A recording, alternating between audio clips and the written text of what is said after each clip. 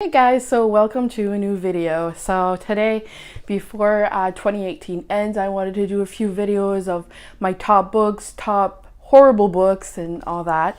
So today I'm gonna do top 10 books of 2018.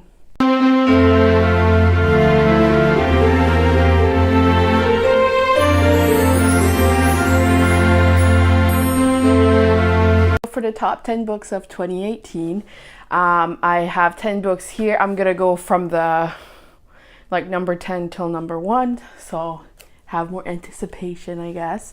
I'll just tell you the author, like how many stars I gave it, and of course just about the book and for you to go read it because these are amazing. So number 10 is Shuffle Repeat. All right, so Shuffle Repeat is by Jen Klein. And this book made me laugh, made me cry.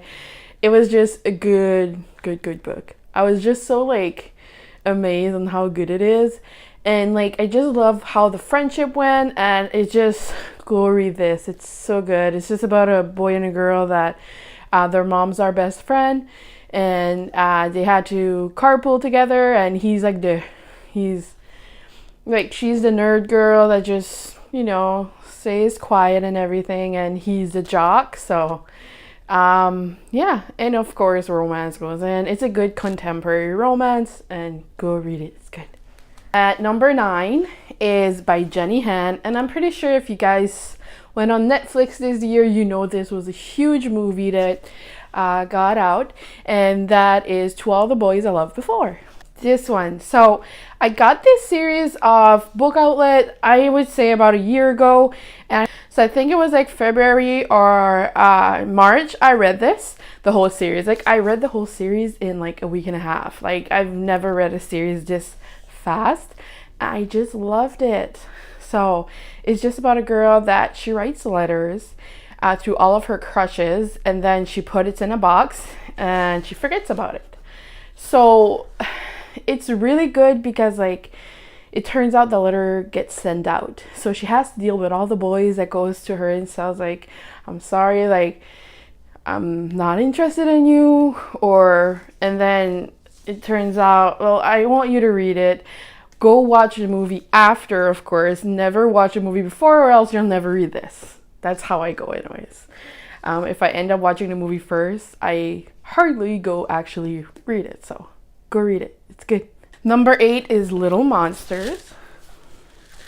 So Little Monsters was one of my first YA books since I started really reading a lot. I was a person that just didn't find anything that was interested. So I was always knitting, doing stuff that wasn't for me until I picked up this book. Well, really, I picked up Daniel Vega's book, but this was the second one that I bought at Chapters. So it's Little Monster by Kara Thomas. So this book here is more of a thriller mystery book in the YA section. It's just a girl that moves to a new place. Turns out that there's a big mystery from a house, that there's always a woman in red, and one of their friends actually goes missing. So it's good. Seriously, the ending was what would just happen? It was really good. If you like thrillers or you want to read more of Kara Thomas, read it. It's good. She's a good thriller kind of author in YA section, so go read it. Number 7, for me, this book was, I didn't know what I was going into, because once I got into the book, a lot of people were talking about it on BookTube, so I'll just read it, but I didn't know it was about what it was about. So number 7 is A Monster Call. As you can see, this book, I cried like a friggin' baby. Sorry for my language, but this book hits you hard. I can't, A Monster Call, I'll just read in the back because I don't want to give you too much of the information, and there was a movie made about this. So the monster showed up after midnight, as they do, but it isn't the monster Connor's been expecting. The one from the nightmare he had nearly every night since his mother started her treatment. The one with the darkness and the wind and the screaming. This monster is something different, something ancient, something wild, and it wants the truth. It's really good. Go read it. And after that, you can go watch it. Now we're at number 6. Number 6 is Come Back to Me. This is by Mila Gray. If you want romance, read this. Like, I have actually the third one right there. That one is Run Away With Me. I'm actually reading it this month. So really, really good. It's a good romance. It's just about a girl that, you know, she's always had the crush on her brother's best friend, and she never did anything about it. But they're both, like, her brother and the guy that she has a crush on they're in the army. So you start the book, the first 2 chapters, it says that either her boyfriend or her brother is dead. Like, you know, it's gonna be so devastating, like, near the end. And this book, like, this was the first romance book that made me cry like a baby. I'm not one to cry as much. I like crying for good, like, Hallmark movies and stuff. But when it comes to actually crying for books, it's hard. Because, you know, your emotions, it's just, you have to visualize everything you read. That's what reading is about. And this one here, like, I cried so much. Like, I remember reading this. I will read it again. Like, this is, like, when I think next year in December, I'm going to be, like, a reread month. Because it's just a good month to reread books. So I think I might do it then. Right now, I'm just trying to finish my goal of, right now I'm at 68 books out of 75. I've been reading like a crazy machine. Even my boyfriend, well, my fiance is always like, okay, Josee, calm down. You know, you can, like, not read. I'm actually waking up at 8 in the morning just to read. And, well, I'm doing this, so it's actually 9 something. But yeah, it's really a good book. We're halfway there. So number 5, it's by Mamoru Hosoda. Oh, by the way, they're all 5-star books for me, so just letting you know. So this one here this was my first, not manga, but like these kinds. It's the Wolf Children, Ami and Yuki. I fell in love with this. Like, you'll see every book that I put on here is book that made me cry. This book here is like, look, and the images are like so perfect. It's so beautiful. Like, I'll show you, there's like illustrated at the beginning. Look at that. Like, it's so pretty. I just love it. Anyways, this book is a must read. They did do a movie also.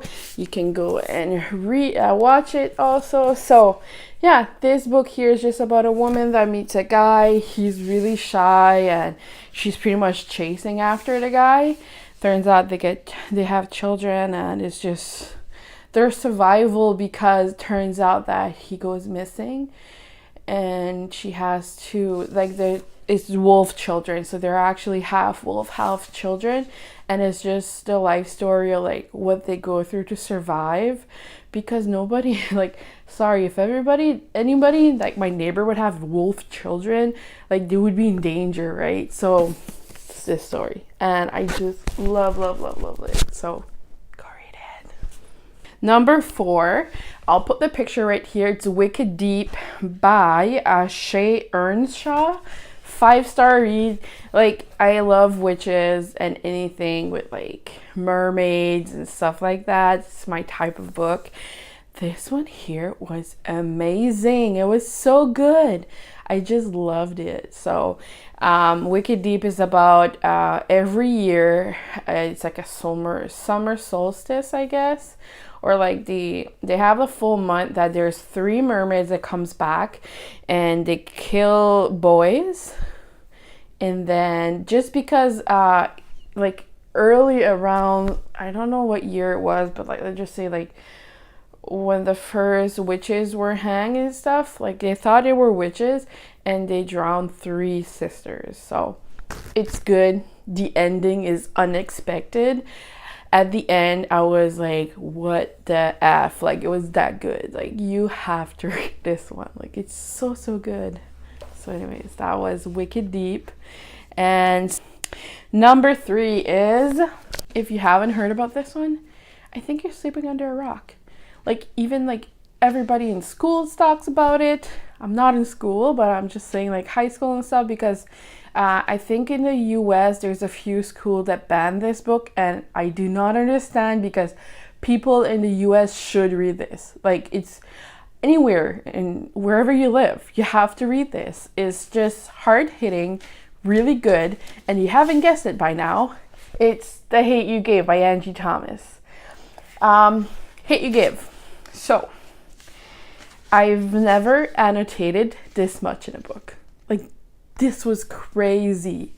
It's just about a girl that she goes to like a really fancy school because their parents want her to have a good education and just stay out of the Black community. They're a Black family, and it turns out that one night she goes to a party to see her old friends from where she lives, her neighborhood. And they're all like in gangs and stuff like that. Like, it's really a bad community, I guess. But they love it there because they have family, they have people they know, and they want to protect everyone. But turns out she goes to the party, something happened, the cops show up, she runs away with one of her friends. Turns out he gets pulled over and gets shot. And she was scared for her life. And now everybody talks about it in the town, everybody protest. And it's good. It's so good, like crazy good. And it's just sad. It's an eye-opener for myself, because I've never been really racist. I just thought that every Black person was a bad person, to be honest with you. Just because with so many things people talk about. But I think people need to read this to know like what they go through and why they protect themselves, like why they're so like they have a hard shell around them. That's what I find. But go read it, it's so good. Number 2, we're already at number 2. It's Air Fire. I'll put the cover right here. Air Fire by Sarah J. Maas. This one is the second book, I'm pretty sure, and it's the book that she meets, you know, love interest and everything, and she discovers who she is. It's one of my favorites. I am on the last one already. Like, I started this series in June, I think, and I already am on the 8th book. So let's just say I've read a lot. This year have been like reading goals has been perfect, and I just love it. But this book is really, really good. So yeah. And number 1. I'm having fun.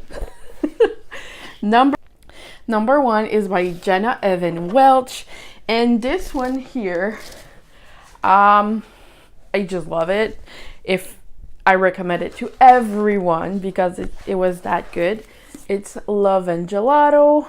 It's so good. And look at the cover. Like, it's about a girl that her mom passes away from cancer, and she has to go to Italy to move with her dad that she never met. So, but she founds her mom's journals, and she goes through everything that her mom did when her mom was actually living in Italy when she was younger, going to school because her mom was a painter. She was an artist. I can still cry about it. Like, it's just so good.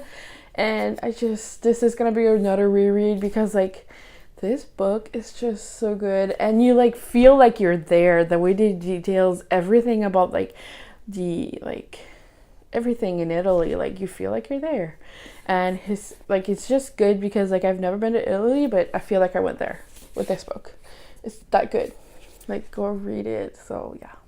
So that was all my books, my top 10 books of 2018. This year was amazing, and I'm still going through it, and it was just really, really good. So I'm excited. So I will show you probably tomorrow my top 5 books that was really a miss. from 2018. And yeah, I hope you have a wonderful day. Thank you so much for watching, and don't forget to subscribe, comment down below, like, and share if you want to. But anyways, I'll see you next time. Bye.